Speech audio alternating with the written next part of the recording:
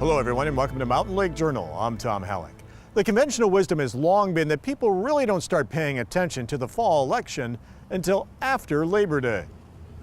The three candidates running for Congress in Northern New York's 21st District have been campaigning for months. But with the election now less than 2 months away, we asked them to sit down with us for in-depth interviews to help voters who will be heading to the polls on November 6th. For the first time in the history of the 21st Congressional District, all three of the candidates are women. Democrat Lynn Kahn and Green Party candidate Lynn Kahn are both challenging the Republican incumbent Elise Stefanik, who made history herself by being the youngest woman ever elected to Congress in 2014 at the age of 30. This fall, she is now seeking a third term. Over the next few weeks leading up to Election Day, we will host and profile the candidates here on Mountain Lake Journal, beginning this week with Lynn Kahn. And Dr. Lynn Kahn, the Green Party candidate for New York's 21st Congressional District, is with us now. Welcome. It's nice to see you. Great. Thank you so much for inviting me. As we head into the fall election season and people are now beginning to pay attention to the race that's coming up, tell us a little bit about yourself, about your career, and why you're running for Congress. Absolutely. I was born in New York, born in the Bronx, grew up in New York, graduated high school in New York, and my dad used to bring us up here as a child every summer. So the Adirondacks was where I learned what fresh air smells like, actually what clean water tastes like. I have great memories of fishing with my dad on the end of a pier somewhere. So coming up here was really part of my growing up. More personally, my dad met my mom and her two sisters growing up in the same orphanage in New York City. So I think that my entire life I have been driven to try to figure out how do systems work and what can I do to help them work better. So my degree, PhD, is in clinical psychology, but my area of expertise is group dynamics. So instead of doing family therapy or group therapy, I went into government agencies to try to fix them, heal them, transform them, and that's how my career as an organizational psychologist unfolded inside government agencies. And you did that for more than 30 years? I did that for 32 years. I was 22 years at the Federal Aviation Administration, and for 6.5 years I represented aviation on the White House Partnership to Reinvent Government. So I really understand government. And so what kind of work did you do? So in the beginning it was more team building, working with new teams, and then over a very short amount of time, I figured out that the problem in government isn't just that there are some bad bosses and bad teams. It's bigger. It's the culture of the entire office or the entire agency, the entire department is incredibly broken. So then I started doing more looking at how do you change the culture of a dysfunctional agency. For example, I worked on putting customer service standards into the Internal Revenue Service. So that kind of work. And then when I left Treasury and went to the Federal Aviation Administration, I ended up doing a lot of designing events that brought a lot of different people together to make decisions about modernizing our airspace, which was really complicated, involved a lot of agencies. But we did a strategic plan that brought all these people together to agree on how to move forward to modernize airspace. And that's how I learned about how to drive solutions to really complicated problems. And so this reforming the government, is that what led you into politics? I don't think I can say I was led into politics. I retired. I love the Adirondacks, retired up here, had this lovely little semi-retirement thing going on. I still do consulting work in criminal justice reform.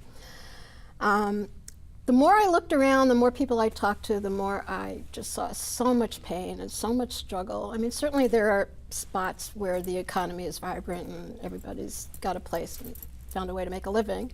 There's just lots and lots of places where that's not true. So understanding, seeing the struggle, understanding government the way I do and knowing how to go in and make changes, and I just got pissed off. So I think I decided to run because I was pissed off, understood the pain, and I know what to do.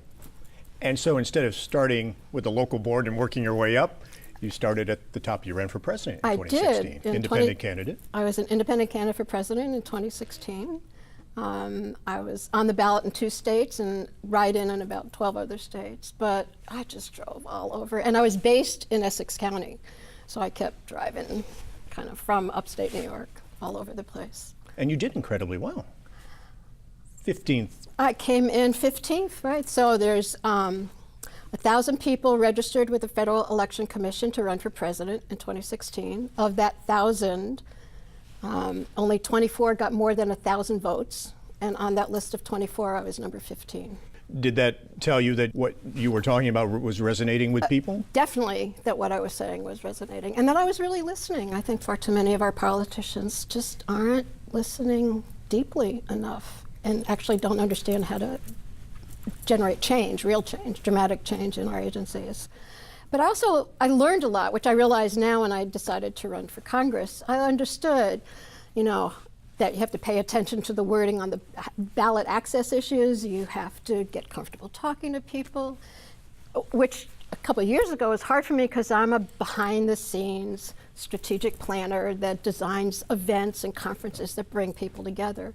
So being on stage took a little practice. You're in front of the camera. And here I am, yeah. So why did you decide to run for Congress in the 21st District? I live here. I love it here. I care about everything that goes on here. It's a great area. People are wonderful. They're hardworking. And I get frustrated because I see the failures of government and I see the failures of our system. And I want to make change. So what changes would you like to make? What would you like to tackle? What would be some of the top priorities and top issues for you? I got a bunch, and because I understand what to do, I actually could go forward on a lot of different tracks. I don't have to say there's just one. So one of my first really important concerns is about veterans, and I've called for transforming the Department of Veterans Affairs.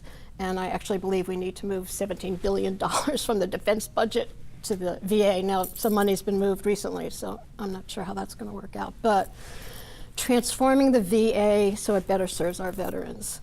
Lowering the cost of health care and expanding the cost of health care. I'm a little libertarian, so I really believe in states' rights. And I think the states should take the lead on whatever it's called in New York. It's the New York Health Care Act. That's universal health care coverage. So I support that. Single payer system. So Affordable Care Act, scrap it, repeal it, major fixes, right direction? In that direction, I think the Affordable Care Act reinvented health insurance and not health care. I don't know why we all know why the public option was taken out. So put the public option back in or support the states that are moving towards universal health care. And another part of it is really leveraging the power of government to reduce the cost of medications.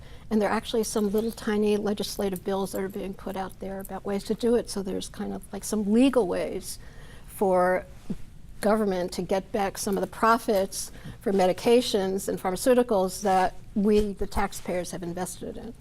So that's kind of some of my issues. I'm also really energized around doing something about the pain and trauma that's caused by family court and foster care and divorce court. And it's about money. It's not about what's in the best interest of the child most of the time. And this is nationally?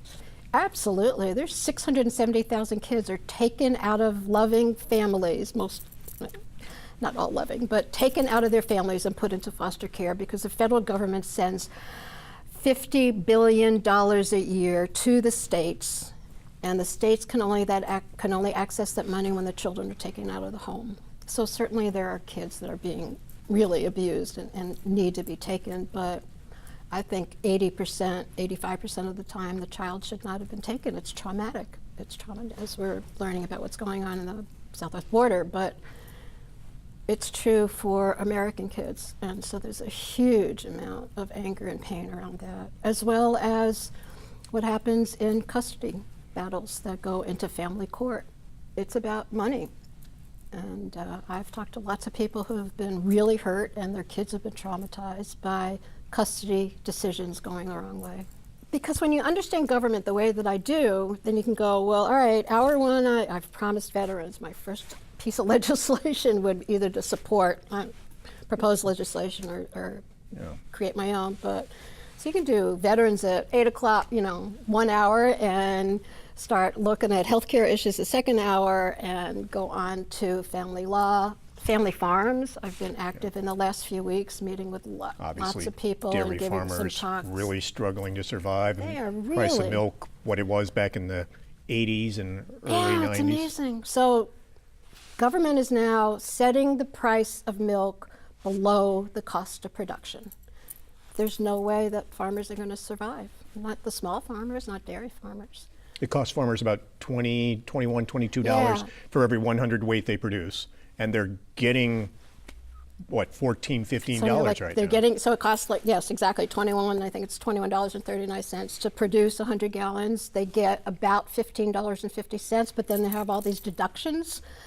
After the milk leaves the farm, they're still being charged for hauling, they're being charged for advertising, there are all kinds of little fees that get dumped on dairy farmers who already are selling their milk below the cost of production. And they're going out of business. Dairy farm income has gone down 52% in the last 5 years. They can't survive, and they're not surviving.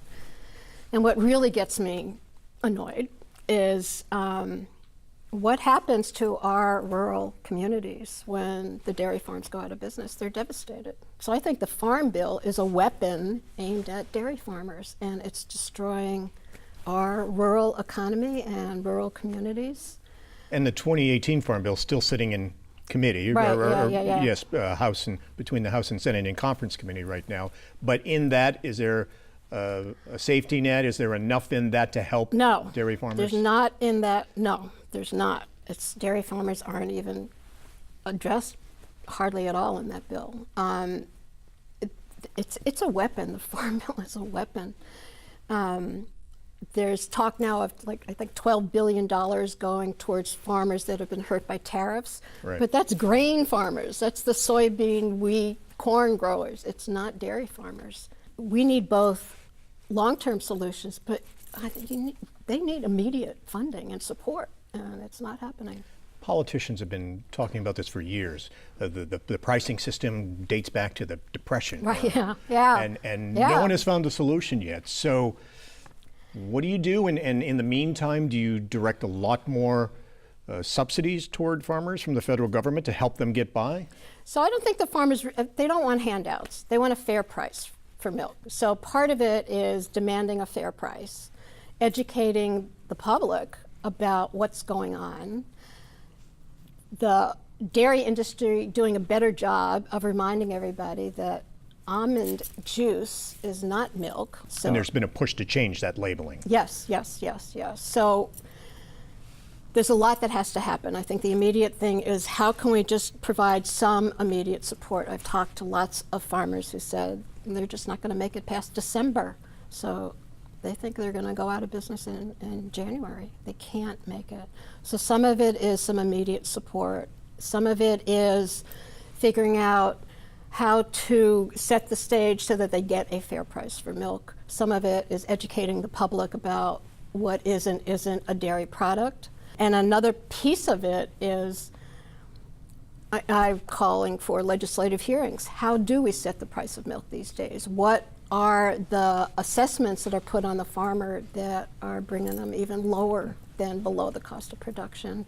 And what are the financing and banking practices? There's predatory lending. And I believe international investors are targeting our vulnerable dairy farming industry and buying things up. We are losing local control over our food supply, and that's going to affect all of us. If you're elected, would you like to sit on the Ag Committee?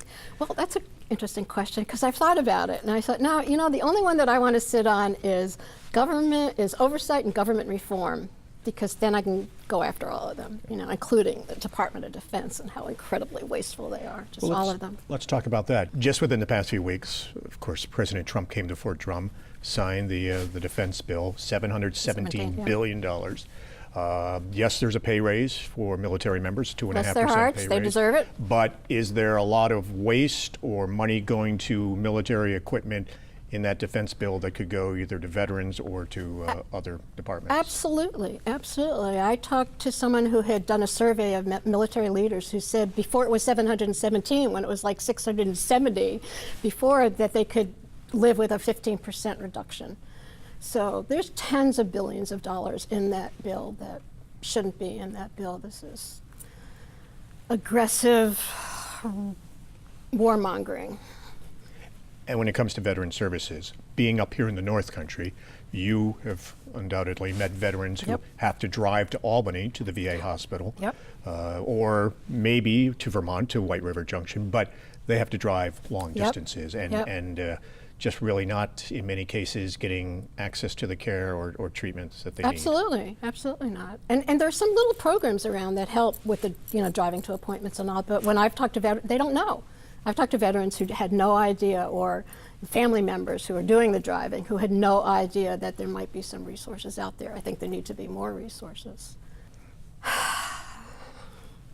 My second, maybe my first piece of legislation, a global truce, a global truce. Part of why I think it's important to talk to third-party candidates is Republicans and Democrats, they are just hating on each other, they are just attacking each other, they're not solving problems, and they're not speaking for the people whose voices have been ignored. And people do not want these kinds of aggressive wars to keep going on and on. We've been at war for 17 years nonstop, and more before that. So I've talked about how do we transform our foreign policy so that it balances our military strength, which I believe in, with our diplomatic skills. And I believe that's the future we need to go in. And you talk about Republicans and Democrats just at war, especially the past couple of years. Too much focus on the other party and President Trump and politics, and is that Absolutely, absolutely. affecting it's their not solving ability the to get problems. anything done? Not solving the problems. So I've been meeting with farmers. Where are the politicians that are coming together to help our farmers? I've just started talking with people who've been affected by the chemicals that have been leaching into our water from different industries that we're using PFAS as kind of the overall category. Yeah. Where are people going to get their water tested? How are they going to figure out what's going on with their health care?